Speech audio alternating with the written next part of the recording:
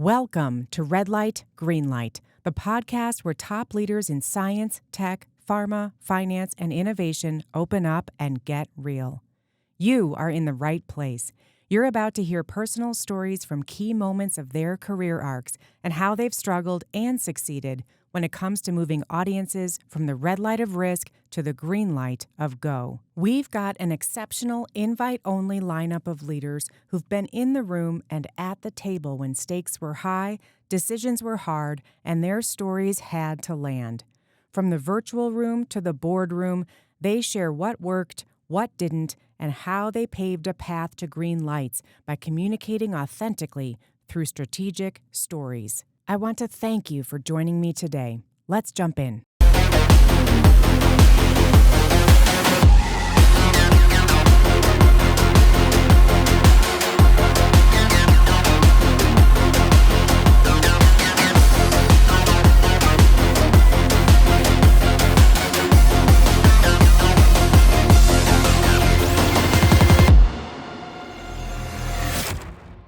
Hi, everybody, and welcome. Welcome to another episode of Red Light, Green Light. I am your host, Cindy Skalicky, and I have a super special guest that I am bringing to all of you today.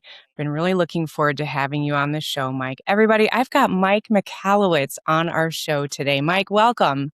Hey, Cindy. I love Red Light, Green Light. It throws me back to grade school. My favorite. Yeah, red exactly. light, green light, Yes. red light. It was so I was fun. in Austin last spring, and I saw kids playing it on the lawn, and I about fell over because I hadn't seen that in so long. Oh, it was so It was fun. great. So great. Yeah. Well, let me read a quick bit about you, Mike, to those of my audience who may not have met you yet. And if they haven't, I'm so happy to be the one to bring you into their fold. So if you don't mind, I'm just going to read sheet so I get it right. We've got Mike Michalowicz, someone who might appear to have been an overnight success, but was actually not. And he'll tell us a little bit about that, right? Mike's been an angel investor. He is the author of 10 incredible books focused on small business and the journey of entrepreneurship. Mike is out to eradicate the poverty of entrepreneurship that so many of us might come into entrepreneurship thinking is a reality. Mike's been a speaker and is a speaker. He owns several businesses, has a family, and has a lot of amazing stories and metaphors, which is why I'm bringing him to all of you today. We have already had a great conversation before we hit record. And Mike, I'm ready to dive in. Are you ready for the first question? Yeah. Are you ready for the first answer? Yeah. Yes. Lay it on me. So here we go. So Mike, your first book was The Toilet Paper Entrepreneur, right? You wrote that in 2008, and it was published September of 2008, which was like the dip of the financial crisis. Did you plan that? The financial crisis? I was working my ass off to make that happen. And really was able to really pull down our entire global economy. Yeah. The book, of course, you have no idea what the macro environment's going to do. You can only work in our little self-economy. Right. And Toilet Paper Entrepreneur, admittedly, was a little bit of very much a sophomoric, aggressive, but also genuine kind of show up and throw up of all these beliefs I had about entrepreneurship because I've been so dissuaded by it. I thought, start a business and you get rich. Yeah. No, start a business and you lose so much. You lose time. Generally, most entrepreneurs don't make money. You lose friendships. People that think you're something different now. People don't get you. And I wrote Toilet Paper Entrepreneur in partly to be catharsis. But I'll tell you one thing that happened. So when 2008 happened and the collapse happened, I was caught up in that too. And the boat went down with all the other boats out there. But it forced me, I think it was divine, at least for me, because I had to make this new venture of mine, being an author, work. That's all I did. And today I'm a career author. When someone says, what do you do? I'm an author. I happen to have some businesses and so forth, but I'm an author. That 2008 made it, I used to always up to that point say I'm an entrepreneur. I had businesses, I had exits, whatever. I had failures more than anything. But I I didn't think I was an author yet. And that made me devote my career to it. And it's interesting. We comply with how we identify. Once I had that identity of being an author, I said, this is my vehicle. I'm going to serve as many entrepreneurs as I can for a book that costs $25. You can get an Audible for $5. You probably get on YouTube for free. Yeah, I don't right. care. I don't care. Just I got to get it out there. And that became my life's endeavor. That's interesting, because that answers kind of another question that I had in the back of my mind, which was like, how do you talk about your primary vocation work-wise? And that's your answer, right? I'm an author first, and everything else comes kind of after that, which is fantastic. That's my vocation or my vehicle. I do want to show you one thing, because I can do it with my camera here. I'm in my office. I have an office at home too, but this is in the building down the road. And it says Eradicate Entrepreneurial Poverty. It's actually a letter from right there. There's a letter from someone who read one of my books recently and how it served them. And to me, there's many ways to eradicate entrepreneurial poverty. What entrepreneurial poverty is this perception of impact and success and service and all these different things for ourselves and for our community, for our colleagues, and the reality of struggle and strife and exhaustion. That gap is what I call entrepreneurial poverty. And the most perverted things, we can't talk about it. If we were about to do business together, we were just talking about the work you did prior to this. If you said, and by the way, I'm so struggling and my business really sucks right now, like I would inch away. Right. So we have to put out this sometimes false air of success, even when we're in our deepest struggles. So I'm committed to resolving that. That's my life's purpose. Right now, the vehicle, and maybe forever, it will be being an author. But the nice thing is the vehicle can change. Maybe someday it's the biggest podcaster that I can be on this subject or whatever. But right now it's author first. Other things are there, but author first. Sure. I love that. Well, I have one more question about the book journey you've been on. But before that, for the people in our listening and viewing audience who don't know about February of 2008 and the moment, could you share about your dead end and how you got so basically, to this place? Is that the piggy bank moment? Is that what you said? Yes, that's the one. I had a dead end moment, and you've had one too. We've all had one, but yours is really interesting. I suspect no one knows. And the funny thing, I shouldn't say funny, and the reality is no one cares, but it's important because we all have our own story. Yeah. But it's also important to know with your own story, pretty much no one knows, and no one cares. But that's actually your biggest asset. It makes us feel like human and connected too. Like I'm not the only one. You're not the only one. And that's the reason I share. So, in 2000, prior to this, I had a couple of exits. So I'll set the kind of CV. I was in computer systems, sold that to private equity. My second business, I'm in forensic investigations, computer crime specifically, sell it to Fortune 500. I'm in my early 30s, become a self-made millionaire. I'm like, I'm a hot dog, amazing. My big fat ego had the best of me. I never thought I'd become that guy. I became that guy. I wanted the biggest house. I wanted the most cars. I want to have, all this stuff. We got a place out in Hawaii for a sabbatical, my wife and children. Awesome. This is a new standard. And I'm like, this is how I'm going to live the rest of my life. But to maintain this, I need to make all these investments. So I became an angel investor, which you referred to. I sucked at angel investing. I sucked. Actually, I invest in businesses now, but no longer as an angel. Angels where you give money and you kind of pray. I actually call myself the angel of death to give context. I was like so bad. And the day came, my accountant called me. It was February 14th, Valentine's Day, 2008. And he said, Mike, I can't believe I'm saying this to you because you're our most successful client of all time in your trajectory. And he goes, you've had the greatest collapse I've ever seen in any person. He's like, it's our professional recommendation you declare bankruptcy.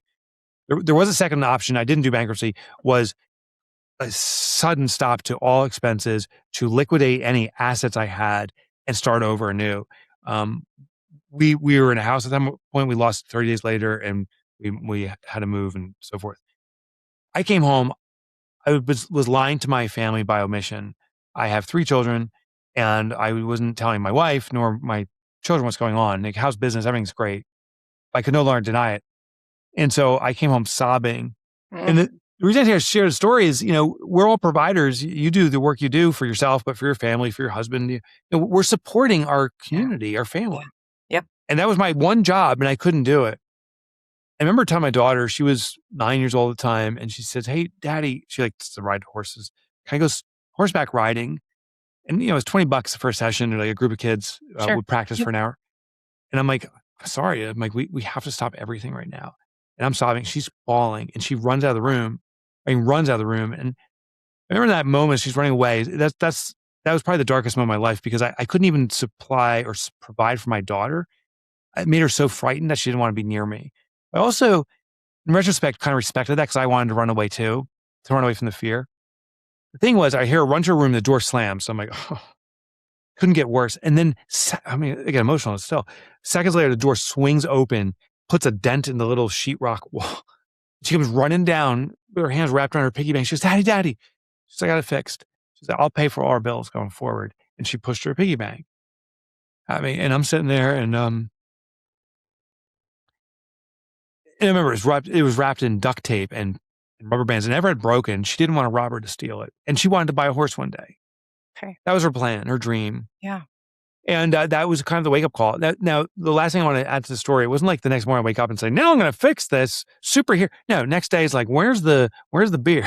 I started drinking I barely drink now, occasionally, but I barely drink. Yeah. I just don't enjoy as much. But it was like a medication. And I went through, I would think, 2 years of depression. Wow. To about 2010.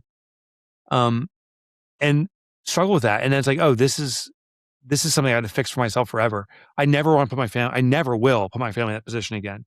I'll never run a business or a lifestyle where I'm omitting the reality. Right. And I got to fix this. And that actually fueled my my future. And I doubled down on becoming an author or quadrupled down on it because of that.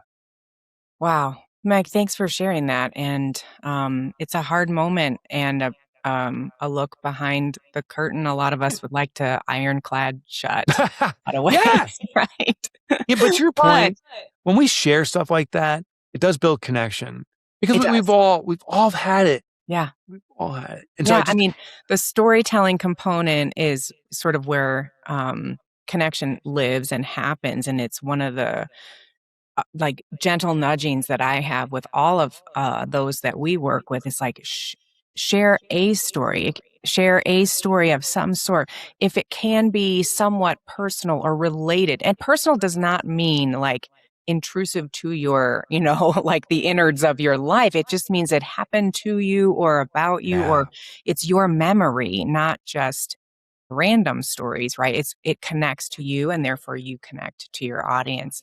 Well, Mike, the reality is you had that moment on Valentine's Day of 2008, right? Irony right there. Then you published this book. A quick pause to let you know, if you love audiobooks, I've got good news. My best-selling book, Red Light, Green Light, is now available on Spotify and wherever you get your audiobooks. Now, back to the show. Like 9 months later, which was 7 months later, so fast. The plans, yeah.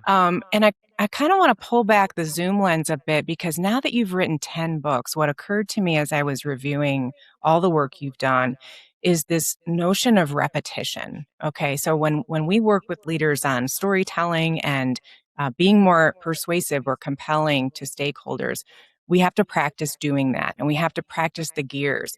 And I'm just curious, after now having written 10 books, like what are you personally seeing that you're getting better at doing by authoring more and more books? I'll share a story. Yeah. So I remember I was speaking at a university. I was invited to speak. And a friend of mine was interested in going with me. So he came. His name's JB.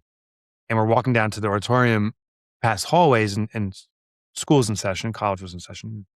We walk by a room and I'm just kind of preparing for the presentation. And he goes, hey, there's the smartest student in the room. I paid no mind to him. Next classroom, he's like, oh, there's the smartest student. The third room, out of like frustration, I'm like, okay, I got it. Who's the smartest student? He's like, well, you got to guess. So I'm like, it's the kid up front. It's the kid taking the most notes. He goes, no. Yeah, that kind of smirky smile. Nope. And I go, who is the smartest student? He goes, the teacher. He goes, the teacher's always the best student because if you teach it, you have to master it. And that's great. I'm like, oh my God, what an epiphany. Yeah. Right. So for me, the great thing about books, it's very selfish. Every book I write is admittedly something I need to resolve for myself permanently. Perfect. And so I write these books to serve others for sure. Selfishly, I'm serving myself. And I literally just got back from a speech a couple days, this weekend, I flew back from Chicago and nice. 1,500 people in the room. And after the speech, they have people come up, and it's person after person, like signing, autographing books and stuff. And they ask me about Profit First or one of these other books, Get Different or whatever. They say, how are you doing? And so forth. It's become such an accountability mechanism. So by writing it, you have to master it. By publishing it, you have to do it. Yes. So it serves me in both ways. Yeah, no, that's fantastic. And it's got to get a little, I don't know, is easier the right word, but you've got to have certain ways that you think now in these grooves in your brain that help you ideate in some interesting ways. Have you noticed internal behavior mechanisms that you're better at now than you were 20 years ago when you just know something's going to work? Do you still vet your ideas? Like, how do you know what you should put out into the world? Some of your acronyms are awesome. My high school English teacher was Mrs. Strucko. Okay. And she gave me a D on my paper. And the note was, this is not written in proper literary style. Okay. She goes, this is like, it sounds like you're talking to me on the street. So she goes, D or D minus. And I was like, I got to master literary style. Yeah. I can't write prose, but I can write like I speak. Yeah. Right. So I wrote like that. And the toilet paper entrepreneur was an expression of it. Yes. The pumpkin plan was a much better expression of it. Yes. And by the third book, which was Profit First, I really understood that, particularly in the entrepreneurial space, many authors, I love reading books, but many authors come across unintentionally, I think, as panderers. Like, here's what you can do. You can't do it, but here's what you could do if you were like me. Right. And I don't want to be that jerk. Like, I don't want to be that icky person. Yeah. I want to be the arm over the shoulder. I want to say, listen, I've had some success in areas. You've had great success in your areas. Why don't we combine our knowledge and support each other? And can that be done in a book? Yeah, absolutely. So I think it's still a process of effort. I'm not a naturally effective writer or good writer. It takes me a long time to write. It takes me years. The reason I write so many books is I'm writing many books at the same time. So people are like, yeah. Okay, it's kind of like watching, binge watching several shows at the same time. Exactly. Right? Exactly. I'm a binge writer, but most of my stuff is like, it's rotten. It's horrible. It'll never see a page. Never see the light of day. Right. Never see the light of day. Have you watched Friends and Neighbors with John Hamm? No. Yet? Okay, you got to watch the first. Now you got to show for me. It kind of reminds me of your Valentine's Day story of like losing everything all in one episode and thinking he's got it all. So yeah, that's awesome. I love it. Okay, would you like to play rapid fire terminology? I've got 5 terms I'm going to list, and you're going to define them for our audience. Yeah. All came from your books. Okay, so first term is rotting pumpkins. What does that mean? Yes, that's from the pumpkin plan. And basically, there's components of our business, but in particular clients that we cling on to that are rotting in the field. And rot causes more rot. Like a bad apple can spoil the bunch. The greatest form of growth that is not only undervalued, is avoided, is terminating the relationship with unfit clients. Now, I'm not saying they're bad people. I'm just saying they're unfit. They take up so much time, not just in the service of them, but in the emotional space. They're the last people we think about when going to bed, the first ones we think about, worry about when waking up. If we remove them, it almost seems divine of how much more opportunity presents itself, but it's not divine. It's simply that now your mind can focus on the opportunities that were swinging by all the time, but you couldn't see them because you were worrying about unfit clients. Yep. And if you can fertilize those big pumpkins and make space for them and the whole thing, I just love that. Hot diggity. Love that analogy. Okay, small plates. What does that mean for our audience? That's from Profit First. And it's based upon Parkinson's theory. So Parkinson, philosopher from the 1950s, studying human behavior, notices that the supply and demand curve that we've been taught, even today, is wrong in most cases. What we're told is more demand for something, more people will supply to meet it. That's business economics 101. And he said more often it's the reverse. The more supply of something, the more demand, meaning the more available something is, the more we consume. Look at food. Right. You put one cookie in front of me, right, I'll eat one. You put a dozen, I eat more than one. Well, it's true with money. And why most businesses, as they increase in revenue, they notice uncannily that expenses run at the same rate. Like I never seem to get ahead. That is a behavioral response. It's Parkinson's law. So what we do is we carve up your money when it flows into different small plates, different bank accounts. Oh, it's the envelope system. Hide the money in these different categories. And then we naturally work within the confines of what that money's pre-allocated for. It's probably definitively, for most of humanity, the best money management tool. Yeah, so helpful. And it kind of reminds me in I don't know if this is quite the perfect analogy for our work, but we do something called a story log where we put certain stories on certain plates to create. Oh, there you go. Yeah. Those like you've got so many stories. People are like, I don't have any stories. It's like, oh, you better believe you do. Let's go start writing some of them down and put them on plates and then make the side dishes around them. So the dish analogy was great. I loved it. Okay, last one. And then we'll ask a final question, Mike. The DAD from... the dad model. Yeah. And by the way, when I came up with that model, I've heard every dad joke in the world. I did find the best dad joke. So here it is. I believe it. When does a good joke become a dad joke? When it becomes apparent. Jeez. I was going to say when a dad tells it. But but that's true too. When it becomes apparent.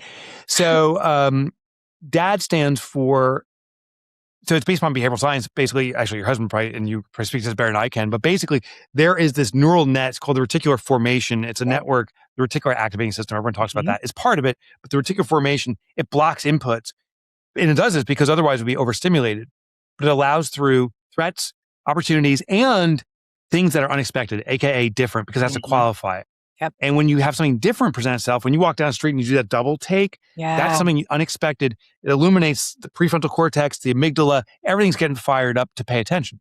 Yep. Therefore, it's the best marketing in the world. Yep. Do something that no one else does. And the other part of this is don't do what everyone else is doing. Best practices have become habituated, meaning we're used to seeing them, that we ignore that stimulus. So break the norm. So DAD stands for differentiate. It's the only way to get attention. A is it needs to be attractive, meaning they need to feel compelled by whatever this thing is that caught their attention to see it as something that's of value to them, an opportunity. And the last part then is direct. Give them specific and explicit direction to take with this. If it's too big, it overwhelms, they run away. If it's too small, there's no action to take. Make it bite-sized pieces. So I'll give you one quick example. I was working with some gyms. I noticed these gyms always have the exact same thing. The marketing is before and after. Schlubby person becomes ripped person. Yes. So I'm like, okay, that's habituated. People will ignore that before client, after client. What can we do that no one else does? I use a technique I call R&D, rip off and duplicate. I look outside of my industry and see something. Well, I noticed when my kids were young, we used to go to fun houses and stuff at the local carnival. Yes. Everyone sits there and takes pictures in funhouse mirrors. So I'm like, okay, we are intrigued by seeing ourselves in funhouse mirrors. So I went to a gym. They took me up on it. Actually, it's kind of out your way. It's in Utah. And we set up 2 mirrors. One made you look like this round, kind of globby ET type person. And another one gave you kind of this V chisel type of look. And the globby one, we put the word before over it. And the other one, we put the word after over it. We got rid of all the before and afters of clients, but with these 2 before and after mirrors. So good. And so what happens, people are walking down the street. They did the double look like, oh, there's a mirror there. They start laughing and they're taking pictures before, jumping, saying, look at me before and after. Brilliant. And there was a small sign next to it that said, we just transformed you in mirrors. Let's do it in real life. Right. Walk inside. Yeah. And they quadrupled their foot traffic. Unbelievable. I mean, it's like an experiential story almost of like before and after, which is just totally brilliant. Quick station break, listeners. If your team is ready to level up its strategic storytelling, I would love to meet you and hear your story. Shoot me a connection request at LinkedIn or via email, and we'll set up time to chat. Now, back to the show. Mike, this has been awesome. We have like 60 seconds, so 2 quick ones. Number 1, what's the first thing a person should do if they're in the middle of a piggy bank moment right now? Realize you're not alone. And I think the biggest thing is desperate people do desperate things. Be very careful about your next steps. Slow down when things are going crazy. The best way I do it is I start journaling. Diary. Just start writing your thoughts. Is the cheapest form of therapy, just letting it out. And with therapy comes clarity, which gives you the time, sometimes 5 minutes, sometimes 5 hours, but gives you the time to make prudent decisions and move yourself forward. Love that. Awesome. Thank you. And then the last one is about your daughter and your kids. How are they now? Do you have them in the business? Are they, do we have a horse on the property somewhere? What's My happening? daughter ended up getting a horse, and she negotiated it without paying a penny. She went to Rutgers University and said, "I want a horse," and they said, "We'll pay for it. We'll board it. We'll do everything. It's just your horse that you're going to care for." So, bing, fantastic win. That's like a green light moment of the nth degree. I love it. Yeah. But we're open nesters now. All my kids are out of the house, and in July, I'm heading down to Chattanooga, where my daughter lives with my wife, and all of my kids are flying in from where they live for a big family gathering. Fantastic. I love it. Mike, this has been amazing. Thank you so much. Thank you, everybody, for listening and watching. I am Cindy Skalicky. We'll be back again next week with another fantastic guest to share their journey of storytelling. Until then, get out there, go find yourselves an audience of stakeholders and move them from the red light of risk to the green light of go. And we will see you next week. Bye-bye, everybody.